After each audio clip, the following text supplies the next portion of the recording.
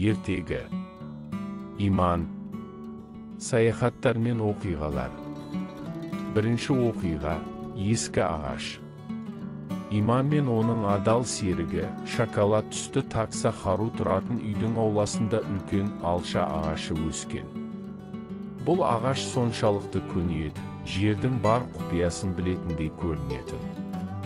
Ағаш Иманның үйі салынбай тұрып, тіпті оның сүйікті атасы бұл жерді отбасы үшін салуды ойлағанға дейін осында тұрған.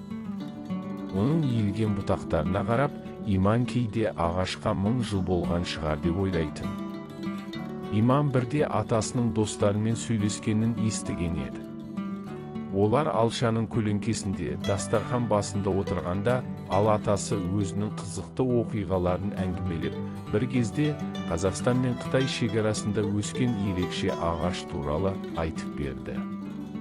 Бұл 1000 жылдан асқан үлкен ағаш еді. Адамдар оны көру үшін жан-жақтан келіп, қабығына қол тигізіп, ағып жатқан бұлақтың суынан ішетін.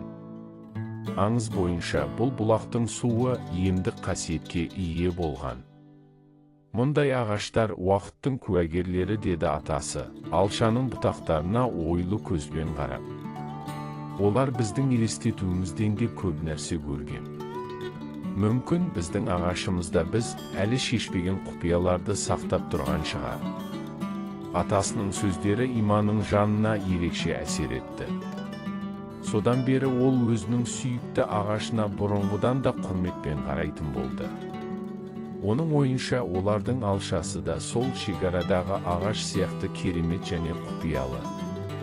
Мүмкін ол да батылдық танытқан адамға ғана ашылатын күш пен даналықты сақтайды. Иман бұл ағашты шын жүрегімен жақсы көретін.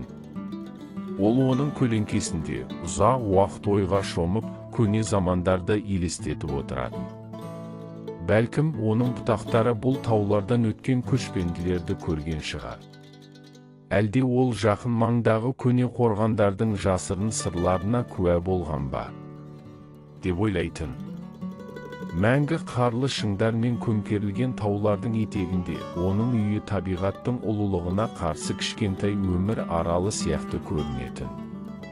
Зүміреттей жасыл түске боялған биік шыршалар, мөлдір өзендер мен шатқалда желдің сыбдыры, бұл әлемнің тек батылдарға ашылатын құпиясын сақтайтындай әсер қалдыратын. Атасы көп жыл бұрын, Иман дүниеге келмей тұрып, ағаштың астына жайлы тапшан салған. Оның көлеңкесінде Иман зерттеуші не ертегілер ханшайымы ретінде елестетіп, ойнағанды жақсы көретін. Үйге қонақтар келгенде, олар үнемі осы жерде дастархан басына жиналып, алшаның хош иісін сезіп, үйдің жайлы ауанынан рахат алатын. Әзілдер, күлкілер мен мейірімді әңгімелер ағаштың қабығына сіңіп кеткендей еді. Атасы бұл тапшанды жақсы көретін. Ұзақ күннен кейін ол осында келіп, демалып, Иманға ең қызықты көрінген оқиғаларын айтып беретін. Алша ағашы ерекше еді. Ол тек 10 жылда бір рет жеміс беретін. Бірақ бұл сирек кездесетін жемістердің дәмі таңғалдырарлық, шырынды, бірақ сондай қышқыл, оларды жеп жатқанда еріксіз қызық бет әлпет жасайтынсың. Иманның апасы бұл көне ағаштың барлық құпиясын білетін. Ол оның жемістерінен жылдарға жететін компот қайнататын, және емдік күші бар ерекше дәмдеуіш жасайтын. Әр жолы Иман ауырып қалған кезде, апасы бұл дәмдеуіштің ғажайып қасиеттерін еске салып, оны аздап жеуге мәжбүр ететін. Бұл жай ғана дәмдеуіш емес дейтін ол, бұл біздің әулетіміздің күші.